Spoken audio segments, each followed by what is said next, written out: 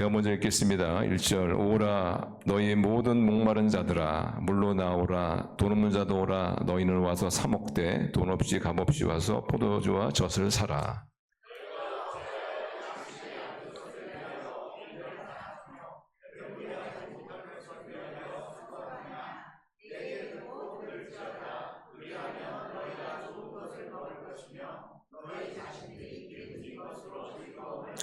너희는 귀를 기울이고 내게로 나와 들으라. 그리하면 너희의 영혼이 살리라. 내가 너희를 위하여 영원한 언약을 맺으리니 곧 다윗에게 허락한 확실한 은혜이니라.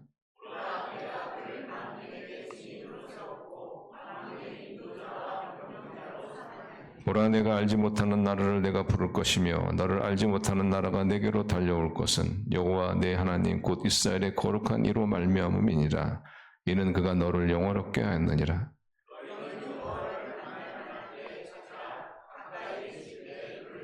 7절 같이 읽겠습니다. 악인은 그의 길을 불의한 자는 그들의 생각을 버리고 여호와께로 돌아오라. 그리하면 그가 긍휼히 여기시리라. 우리 하나님께로 돌아오라. 그가 너그럽게 용서하시리라. 아멘. 자, 여러분 성경을 한 번 정도는 이렇게 읽어보신 분이 계시면 아시겠지만 성경에는 여러 사람들이 나오죠. 제가 일일이 다 세지 못했어요. 근데 또 그걸 또 세신 분들이 계시더라고 보니까. 그분이 하신 말씀이 성경에는 약 한 2만 명이 넘는 사람이 등장한다. 그래서 여러분들이 성경을 이렇게 읽으면은 이게 사람들의 이야기 같아요. 이렇게 보면 사람들의 이야기. 많은 사람들이 등장하니까 아브라함의 이야기 같고 다윗의 이야기 같고 다 바울이라고 아시죠? 바울의 이야기 같고. 근데 피상적으로 읽으면 그렇게 보여요. 성경이. 이게 사람들의 이야기구나. 근데 여러분 그런데 그 성경을 좀 더 깊이 보잖아요. 그러면 그 사람들 뒤에 역사는 한 분이 보여요. 한 분이. 성경을 좀 더 깊이 보면은 이건 사람들의 이야기가 아니고 하나님의 이야기구나. 하나님의 이야기. 그것을 우리가 이제 깨닫게 됩니다. 그래서 어떤 사람은 그 역사를 영어로 히스토리라고 하잖아요. 히스토리. 근데 이것을 어떤 사람은 나눠서 his story, his story. 그의 이야기다.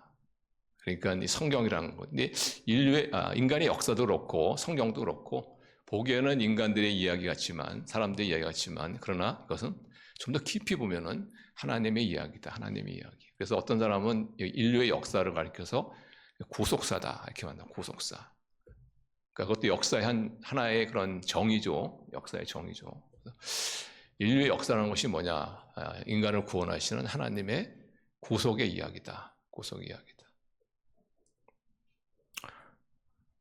그래서 우리가 성경을 읽으면은 성경의 이야기는 하나님의 이야기이기 때문에 하나님을 만나게 되어 있어요.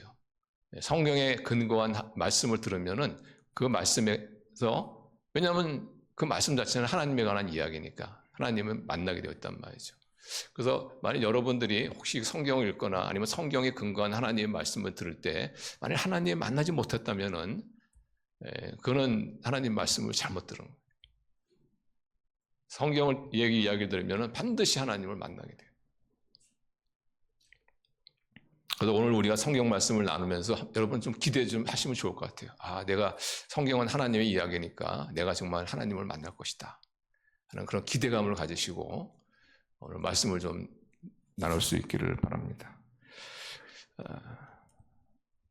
그래서 성경은 하나님의 이야기인데 하나님이 어떤 이야기냐?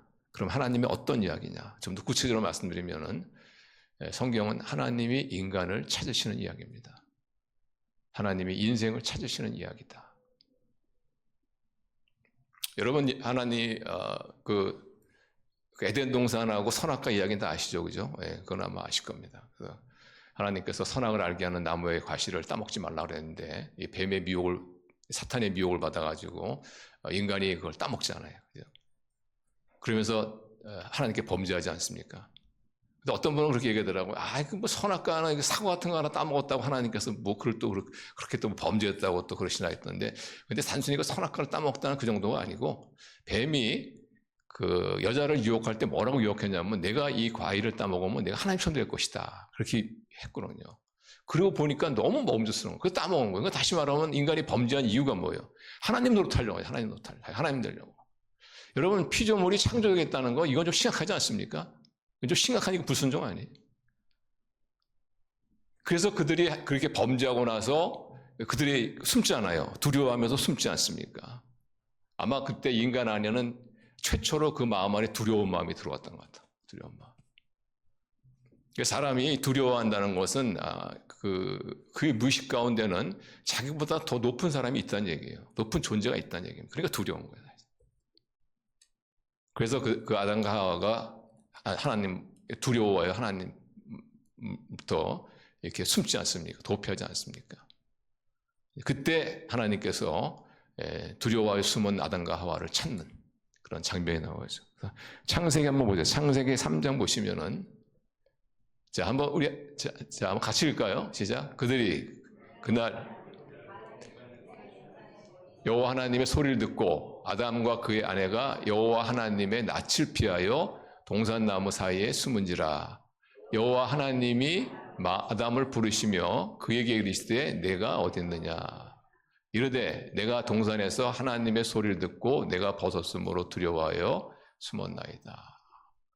저는 이 대목에서 만일 아담과 하와가 하나님께서 아담을 찾지 않습니까? 아담아 내가 어디 있느냐. 뭐 하나님께서 어디 아담이 숨었는지 몰라서 찾으시는 거예요? 하나님이 뭐 아담하고 좀 숨바꼭질하는 겁니까? 그건 아니잖아요. 하나님의 안타까운 마음이죠. 예. 하나님께 죄를 범했으면은 그 하나님이 찾으시면은 하나님 제가 잘못했습니다. 제가 하나님이 하지 말라는 거 했습니다. 하나님이 하라는 거 하지 않았습니다. 하나님 저를 용서해 주십시오. 그럼 그걸로 끝났을 거 아니에요. 그럼 얼마나 좋았어요, 그죠? 예. 그런데 참 인간이라는 것이 참 요상해가지고 말이죠. 막 그 하나님의 존재를 부인하고 하나님으로부터 도망치고 하나님을 막 원망의 대상으로 삼고 그러한 인간을 찾으시는 이야기가 바로 성경의 이야기다. 성경의 이야기. 하나님으로부터 도망치는, 하나님부터 도피하는, 하나님을 부정하는 그런 인간을 하나님의 형상으로 지음받은 인간, 그 존귀한 존재를 찾으시는 그리고 부르시는 그런 이야기가 성경의 이야기예요.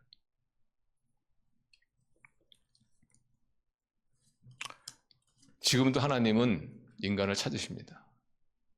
그래서 여러분, 이 기독교하고 모든 종교의 근본적인 차이점이 뭔지 아세요? 저는 사실상 이거를 제가 깨닫고 나서 제가 하나님을 어쩌면 더 확실하게 믿는 그런 계기가 됐었는데, 기독교와 모든 종교의 차이점은 기독교의 다른 종교는 스스로 하나님이 되는 거예요. 스스로 하나님. 어쩌면 인간이 하나님을 찾으시는 이야기야. 인간이 신을 찾는 이야기. 신의 그 경지에 나가는 이야기죠. 신의 경지에 나가는 이야기. 근데 기독교는 뭐냐? 하나님이 인간을 찾으신 얘기. 하나님이 인간을 찾으신 이야기. 그 하나님은 지금도 찾고 계세요. 지금도 인간을 부르시고 계세요. 안타깝게 아담아 불렀던 그 하나님이 지금도 여러분 한 사람 한 사람을 부르고 있다는 말이에요. 오늘 우리 예배에 나왔지만은 하나님의 부르심인 것입니다. 하나님의 부르신 거예요. 여러분은 뭐 스스로 나온 것 같지만 저는 그렇게 생각하지 않아요. 하나님의 부르신 거예요. 우리 예배 드리러 오신 분들 뭐 여러 가지 이유로 오시죠. 습관을 쫓아서 그냥 오늘 예배 드리는 날이구나 가야지 하고 오시는 분도 계시고, 아니면은 뭔가 오늘 정말 예배를 통해서 하나님의 좀 어떤 은혜를 입을지 않을까 하는 그런 사모하는 마음으로 오신 분도 있을 것이고, 아니면은 또 주위에 있는 분들이 오늘 추수감사 드리니까 좀 내가 누구를 좀 데리고 나가야 되는데 좀 나와달라는 부탁을 갖고 나오신 분도 있어. 아니면 마음에 좀 위로를 얻을까 해서 나오신 분도 있을 거죠. 뭐 이유가 다양하죠. 그런 한 가지 틀림없는 공통점이 뭔지 아세요? 하나님이 부르신 것입니다. 하나님이 부르신 것. 하나님이 찾으신 거예요. 그래서 여러분 스스로를 어떻게 생각할지 모르지만은 제가 보기에는 하나님이 부르시고 하나님이 찾으셔서 나오신 거예요. 예배라는 것은요 단순합니다. 예배는 뭐냐? 하나님을 만나는 거예요. 하나님을 만나. 예배장에 하나님께서 여러분을 불러주셨어요. 하나님 만나기를 원하시는 거. 그 왜 하나님께서 우리 인생을 부르실까? 자, 그 이유가 오늘 본문에 나옵니다. 자, 1절 보세요. 1절. 자, 1절 보시면 은혜를 주시기 위해서는 은혜를 주시기 위해서 은혜라는 것은 뭐냐면 받을 자격이 없는 자에게 거저 주시는 사랑. 이것이 은혜라는 것인데 은혜를 주시기 위해서 하나님께서 우리의 인생을 부르신다. 자, 1절 한번 같이 다시 읽을까요? 시작. 오라 너희 모든 목마른 자들아 물로 나오라 돈 없는 자도 오라 너희는 와서 사 먹되 돈 없이 값 없이 와서 포도주와 젖을 사라. 하나님께서 우리를 부르신 이유는 은혜를 주신 거. 이 대목에서는 뭐냐면 포도주와 젖을 위해서 부르신 것을 볼 수가 있어요. 그 당시에 유대 민족은 반유목민입니다. 그러니까 농사도 짓고 유목도 하는 그런 민족이었는데 이들에게 정말 필요한 것이 뭐냐면 물이에요. 물입니다. 지금도 뭐 우리에게 물이 필요하죠. 예. 특별히 그 건기가 오고 그 가뭄 때가 되면은 이제 시냇물이 다 말라버려요. 그리고 저장해 놓았던 물도 다 없어져 버려요. 그러면 너무나 필요한 것이 뭐냐면 물입니다. 물이에요. 죽고 사는 문제야. 죽고 사는 문제. 그러니까 유대 민족에 있어서 이 포도주와 젖이라는 것은 한마디로 꼭 필요한 것이죠. 꼭 필요한 거. 그래서 그들은 가을이 돼서 포도 열매를 맺기를 기다려요. 목마름을 참아가면서. 왜냐하면 포도는 포도주를 얻을 수가 있잖아요. 그죠? 그리고 그 가축들의 젖을 마시면서 그러면서 비를 기다립니다. 비를 기다리는 민족. 그러니까 여기서 이 단순한 포도주와 젖은 그냥 어떤 단순한 것이 아니고 이 유다 백성에게서는 꼭 필요한 것이죠. 생명의 유지를 위해서 꼭 필요한 거랍니다.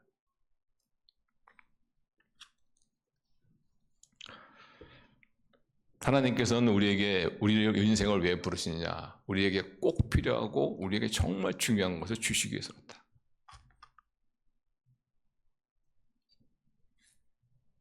근데 우리 인간의 문제는 뭐냐면은 정말 우리는 나에게 꼭 필요하고 중요한 것이 뭔지 모른다는 것이 문제입니다. 모른다는 것이 문제. 여러분에게 꼭 필요하고 여러분에게 정말 중요한 것, 그게 뭘까?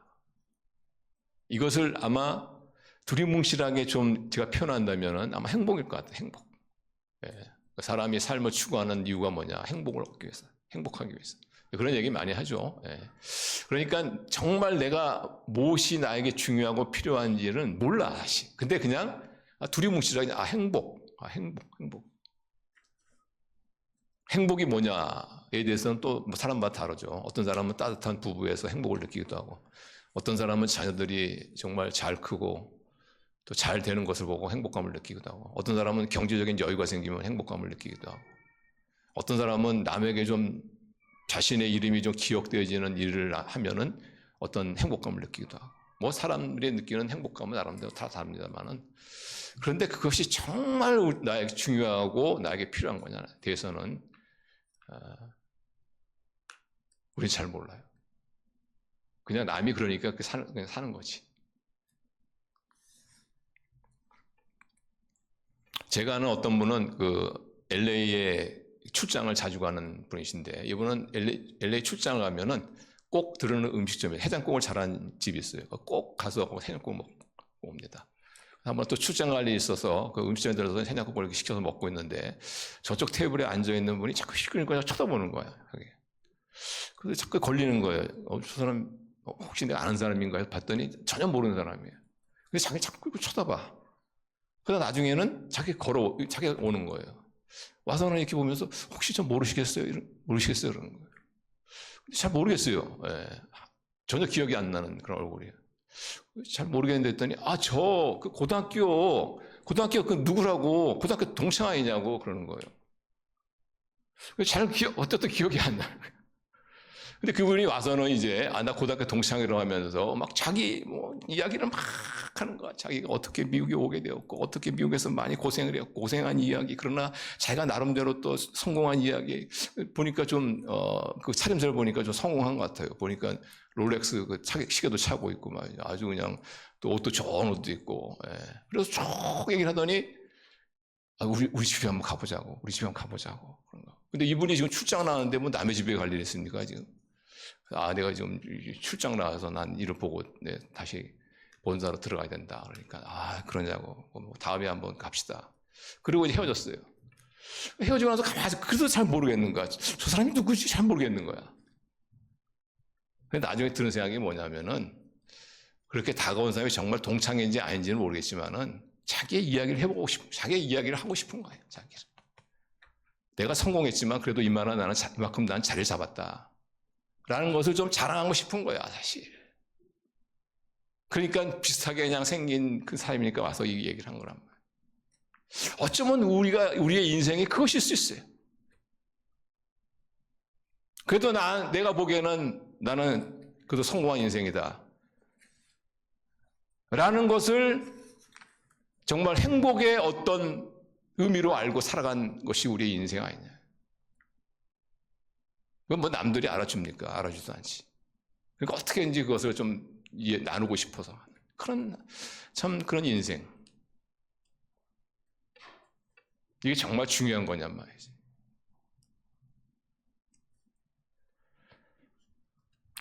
그것이 우리에게 어떤 남으로부터 인정받는 그것이 우리의 삶에 만족을 주지 못합니다. 우리의 삶에 행복하지 못한다는 것. 그런데 우리는 이것이 정말 나를 행복하게 하고 나의 삶을 만족시킬 것이라는 그런 생각 속에서 추구하는 거죠. 그래서 2절 보시면 이렇게 말합니다. 자, 2절 한번 같이 읽어요. 시작.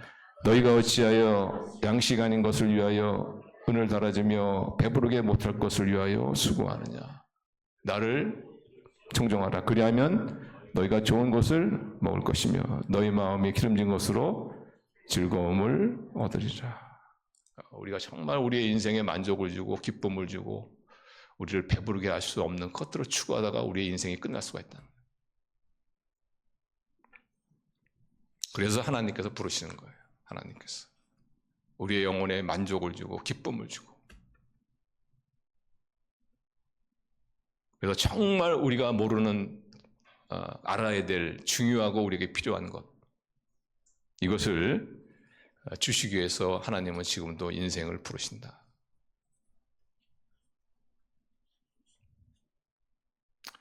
그러면 우리에게 정말 소중하고 필요한 것이 뭐냐?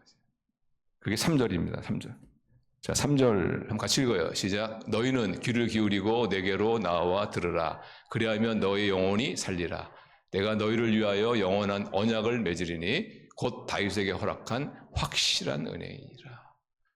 다윗에게 허락한 확실한 은혜. 그것이 우리에게 꼭 필요하고 우리에게 중요한 것이다. 그렇다면 다윗에게 허락한 확실한 은혜가 뭐냐?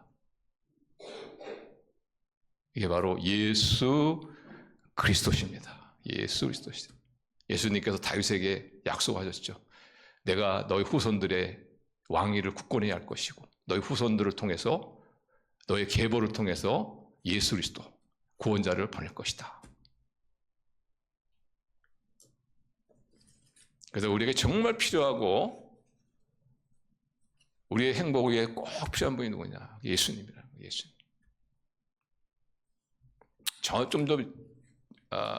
좀 더 구체적으로 말씀드리면 예수님과의 관계예요. 예수님과의 관계.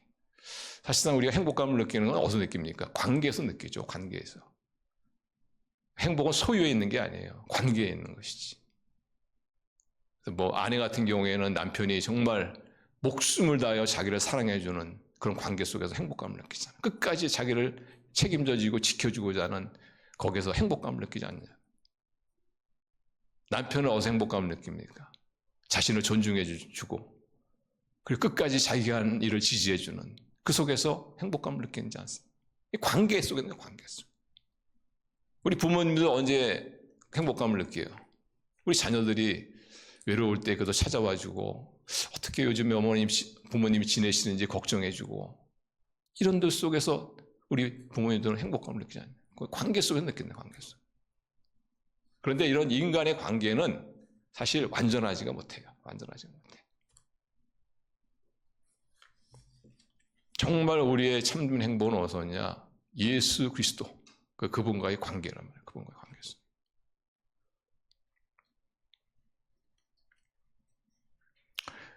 우리가 인생을 살면서 여러 사람을 만나지 않습니까? 뭐 부정적이든 긍정적이든 우리는 그런 사람과의 만남을 통해서 영향을 받아요. 영향을 주는 사람이 있어요. 우리 영향을 주는 사람. 이런 사람을 알기로 심리학자들이 의미 있는 타자다 이런 얘기를 합니다. 의미 있는 타자. 나의 삶에 뭔가 영향력을 주는 사람. 그것이 부정적이든 긍정적이든. 그러니까 나의 삶에 별로 영향력이 없는 사람은 그냥 그런 사람이에요. 지나간 사람. 근데 뭔가 나의 삶에 어떤 영향을 주는 사람. 이런 사람을 갖다가 의미 있는 타자다. 이렇게. 그런데 예수님은 어떤 분인지 아세요? 의미 있는 타자 정도가 아니라 절대적 타자예요. 절대적 타자. 내 운명을 바꿀 수 있는 분. 소위 말하면 나의 팔자를 고칠 수 있는 분. 영원한 생명을 줄 수 있는 분. 그래서 우리에게 정말 필요하고 중요한 것이 뭐냐? 예수 그리스도.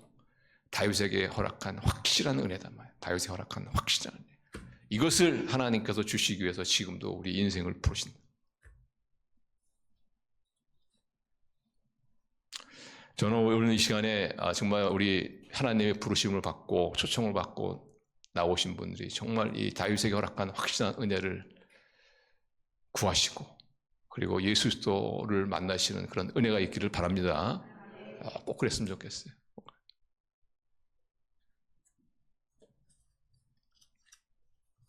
정말 그런 마음이 조금이라도 있는 분이 있다면은 한번 하나님을 찾아보세요. 한번 찾아보시기 바랍니다.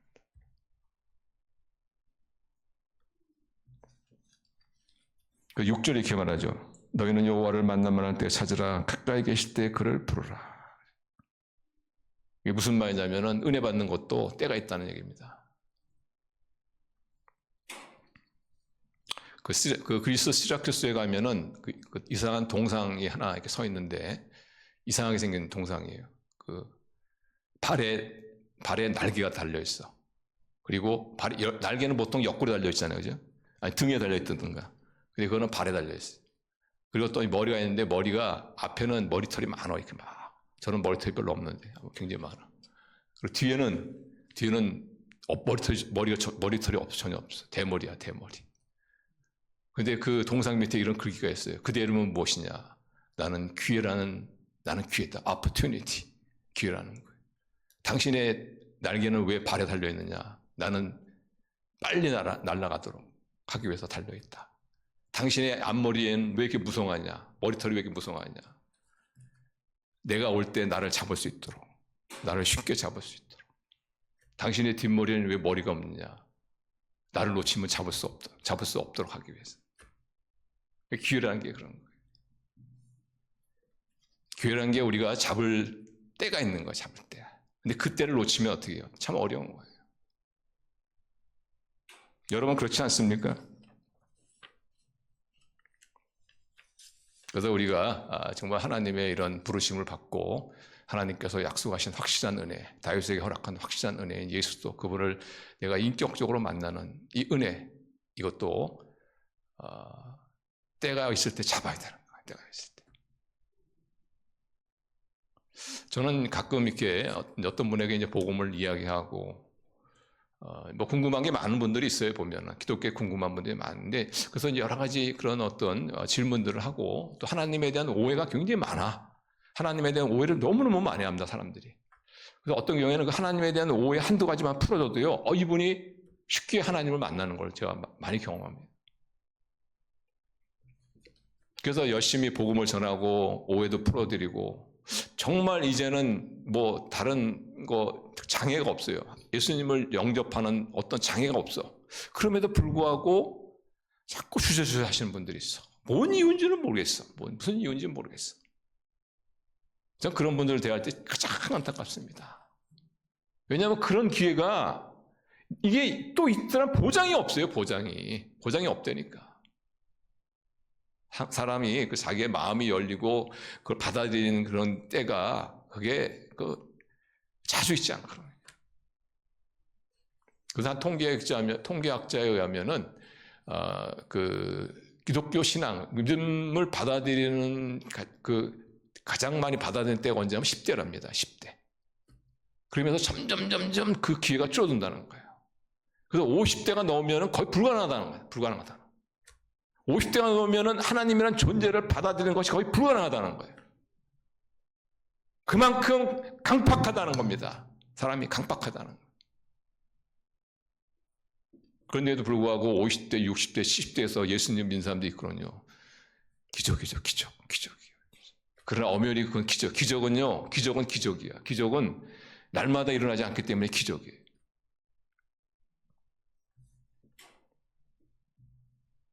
그래서 고린도후서 6장이자 가시고요. 시작. 이르시되 내가 은혜 베풀 때 너희에게 듣고 구원의 날에 너희를 도왔다 하셨으니 보라 지금은 은혜 받을 만한 때요. 보라 지금은 구원의 날이로다.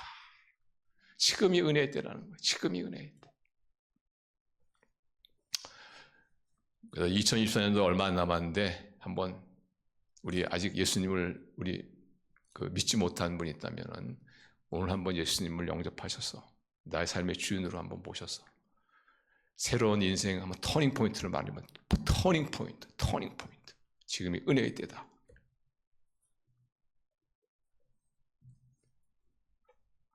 여러분 기회 있을 때 뛰어들어야 합니다.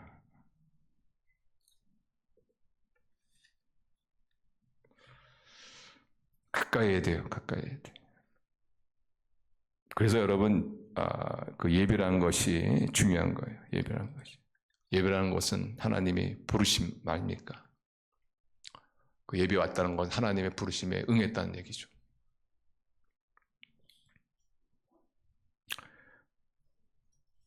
나중에 저희 교회 오시면 더 좋지만은 그렇지 않더라도 우리 아직 그 신앙생활 하지 않으신 분들은 여러분 그 집 가까이 있는 그런 교회를 한번 정탐해 보세요.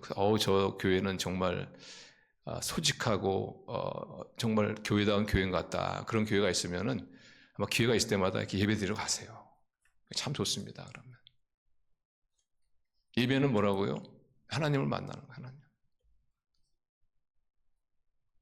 우리가 자주 만나야 될 사람이 있고 자주 만나지 말아야 될 사람도 있지 않습니까? 자주 만나야 될 사람은 어떤 사람들이에요? 나에게 좋은 영향력을 주는 사람들은 자주 만나요. 그러나 나에게 나쁜 영향력을 주는 사람은 자주 만나지 말아야 돼요. 근데 하나님은 우리에게 좋은 영향력을 주시는 분이에요. 영향력 정도가 아니고 우리의 삶을 바꿔놓으실 분이에요.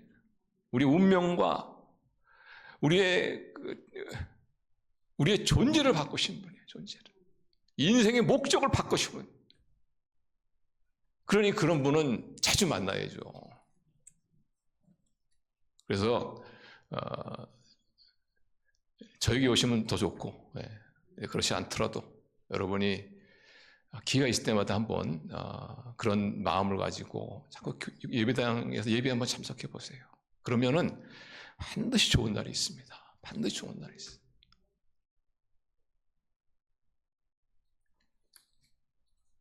하나님을 가까이 하세요. 하나님을 가까이 하십시오. 그분이 여러분에게 절대 해를 끼치지 않습니다.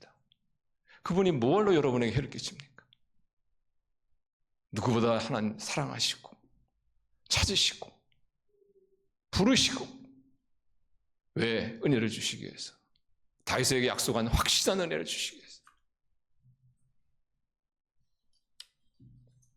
그 야고보서 4장 8절 보세요. 4장 8절 야고보 4장 8절 가실까요? 시작. 하나님을 가까이 하라. 그리하면 너희를 가까이 하시리라. 죄인들아 손을 깨끗이 하라. 두 마음을 품은 자들아 마음을 성결하게 하라.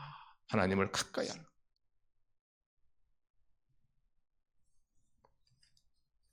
하나님을 가까이 하면 좋습니다. 좋아요.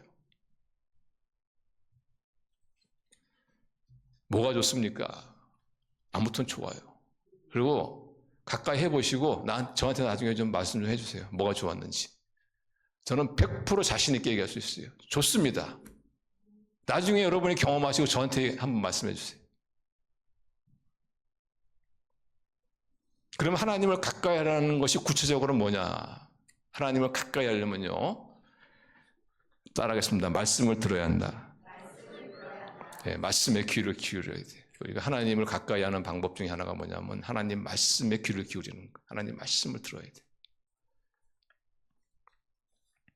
그래서 2절 3절 보시면 다시 2절 3절 보시면 이렇게 얘기하죠. 2절 3절 보시면 자 2절이 빠졌네. 2절이. 자 2절 보시면 자 너희가 어찌하여 앙식이 하는 것을 위하여 은을 달아지며 배부르게 하지 못할 것을 위하여 수고하느냐. 내게 듣고 들을지어다. 자, 들을지어다. 하나님의 음성. 다시 말하면 말씀을 들을지어다. 그리하면 너희가 좋은 것을 먹을 것이요. 너희 자신들이 기름진 것으로 즐거움을 얻어. 3절 보세요. 너희는 귀를 기울이라. 들어라 이거예요. 들어라. 내게로 나와 들어라. 그리하면 뭐죠? 너희의 영혼이 살리라. 하나님 말씀을 들으면 잘 듣잖아요. 그러면 그게 하나님 가까이 하는 거예요. 그럼 어떤 일을 하는지 아세요? 내 영혼이 삽니다. 내 영혼이. 여러분, 인간은 끝까지 두 개로 구성이 되어 있죠. 하나는 육체하고 하나는 영혼이죠. 그죠? 영혼 없는 건 영혼 다 믿으시죠? 영혼은 다 믿잖아요. 그죠? 그러니까 육체와 영혼. 그렇기 때문에 육체는 뭐가 필요합니까? 푸드, 음식이 필요하죠. 음식. 그죠? 음식. 그래야지 음식을 먹어야지 어떻게 해요? 건강하잖아요, 몸이. 예? 그런 것처럼 우리 영혼도 뭐가 필요하냐? 우리의 영혼의 음식인 말씀. 하나님의 말씀이 필요한 거예요. 그래서 이걸 먹어야지 우리의 영혼이 건강하단 말이죠. 그래서 요한 3서에 보시면, 요한 3서 2절 보시면 이렇게 말해요. 요한 3서 2절 보시면, 사랑하는 자의 내 영혼이 잘된 같이 내가 범사에 잘되고 강건하기를 내가 간구하느라. 영혼이 잘된 같이. 영혼이 잘돼야 한다는 것이죠. 여러분, 영혼과 육체 어느 게 중요합니까? 둘 다 중요하지. 둘 다 중요하죠. 그죠? 육체 없는 영혼, 그건 아니잖아요. 영혼 없는 육체, 이것도 아니잖아요. 둘 다 중요한데 순서적으로 무엇이 앞서느냐? 영혼이 잘 된다. 영혼이 잘 되면 나머지는 어떻게 해요? 따라온다는 거예요. 근데 이 영혼을 책임져 주는 것이 뭐냐? 그게 바로 하나님의 말씀이에요.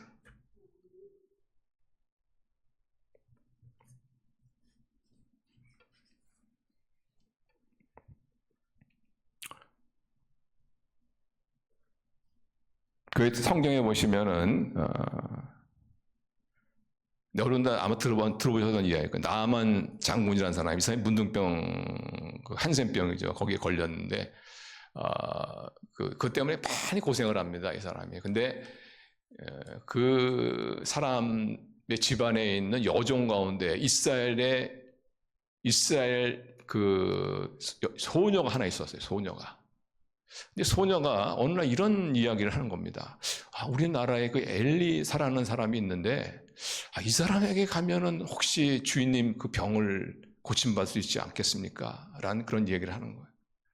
그래서 이 사람이 지금 뭐 이것저것 가릴 때입니까? 그래서 이제 사람들을 데리고 선물을 갖다 사가지고 이제 엘리사가 찾아갑니다. 엘리사 찾아가서 딱 있는데, 엘리사는 그 얼굴도 내밀지도 않고 그 종을 시켜가지고 뭐라고 하냐면은 요단강에 가서 7번 들어갔다 나왔다 하십시오. 나만 장군이 쫑따고 나서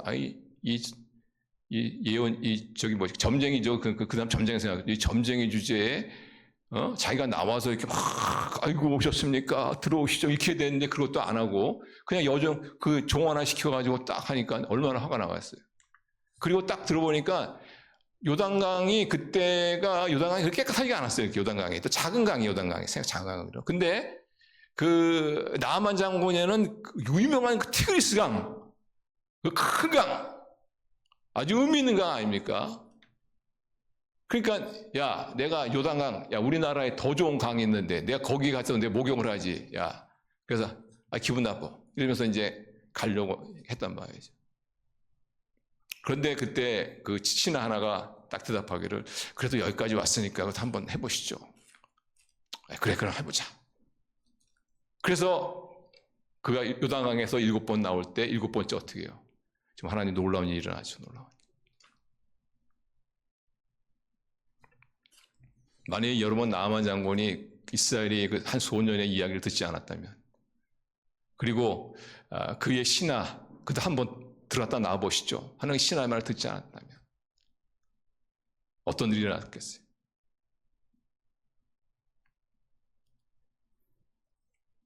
그래서 우리는 내가 생각하기에는 좀 안 될 것 같은 그런 것더라도 그것이 하나님의 말씀이고 믿음의 사람의 이야기라면 들을 수 있어야 돼요. 들을 수 있어야 돼요. 하나님을 가까이 하는 것이 뭐냐? 하나님의 말씀을 청종하는 거예요. 그것이 나에게는 내가 마음에 들지 않더라도, 내 생각과 다르다할지라도.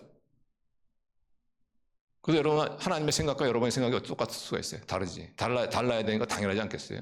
여러분이 뭐 하나님이십니까? 똑같게 생각이. 저는 내 생각과 하나님이 똑같다면 하나님 안 믿어요.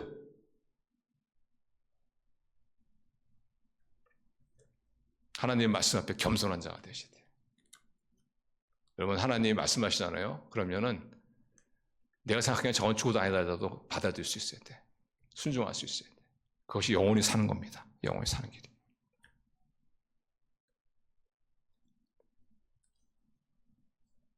그래서 하나님을 가까이 하려면 여러분 하나님 말씀을 귀담아 들으시고 그 말씀을 정말 겸손한 마음을 가지시고 받을 수 있어야 돼요.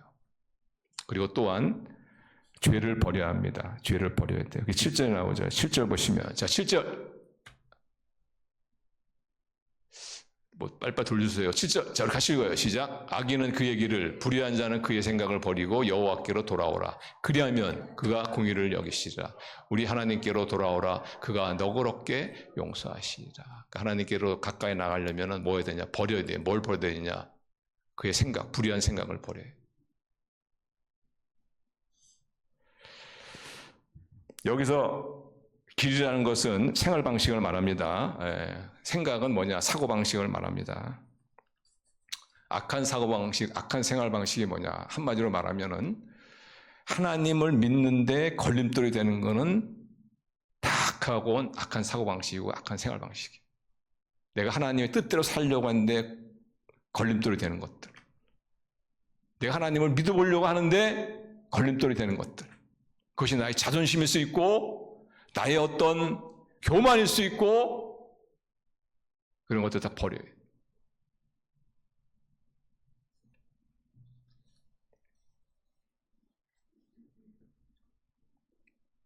세상적으로 자랑할 수 있는 것도 다 버려야 돼요. 여러분 하나님 앞에 나가서 지금 하나님을 가까이서 하나님 은혜를 체험하려면요. 여러분이 가지고 있는 자신만만한 것도 다 버릴 수 있어야 돼요. 여러분이 자랑할 수 있는 거 다 버려야 돼요. 그것이 결국은 하나님 앞에 겸손하게 나가지 못하도록 방해하는 겁니다.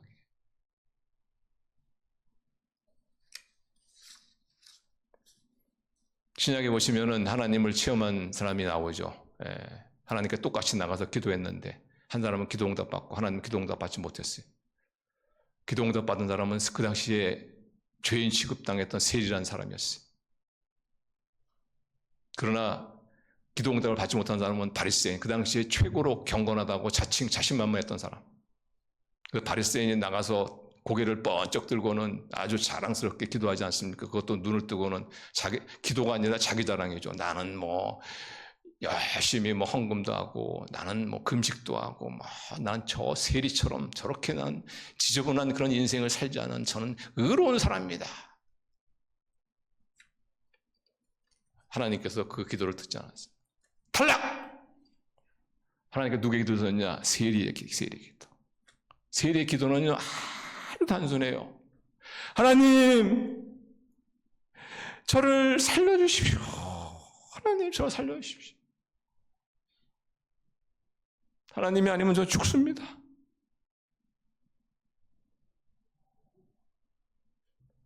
저를 불쌍히, 여러분, 우리 인간이 하나님께 드릴 수 있는 가장 놀라운 고백이 뭔지 아세요? 하나님 저를 불쌍히 여겨주십시오. 참 이 소리를 못해. 이거를 못해. 그 자존심이 그게 뭐게 대단한 거라고 말이지. 그래서 하나님 못 만난 사람이 얼마나 많은지 몰라. 다 버려야 돼요. 정말 하나님을 만나려면 남들이 난 어떻게 생각하나? 야, 내 신앙생활을 하던 내가 또 신앙생활을 하면 또 친구들이 또 어떻게 생각하나? 그런 생각할 때가 아니잖아요, 지금. 하나님 저를 불쌍히 여겨주십시오. 우리나라가 지금 이 상태가 돼야 돼. 하나님 이 민족을 불쌍히 여겨주십시오.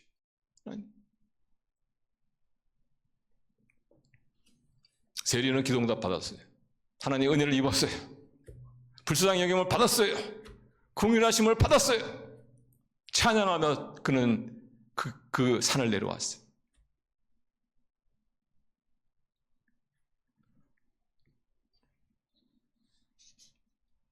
여러분, 행복은 세상에 없습니다. 행복은 하나님께 있습니다.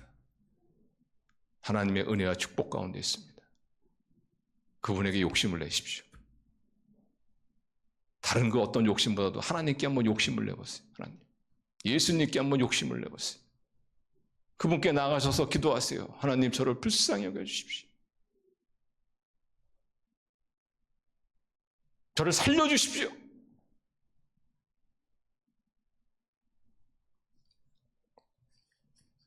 하나님께서 은혜를 주시고 만나주시고 하나님께서 능력을 나타내 주실 것입니다. 지금도 하나님께서는 우리 인생을 찾으십니다. 그 하나님을 만나시는, 그 하나님을 만나시는, 그래서 정말 그래서 그 하나님께 다시 한번 인생의 뜨거운 감사를 올려드리시는 그런 저와 여러분 되시기를 주님의 이름으로 축원합니다. 우리 잠깐 기도하겠습니다.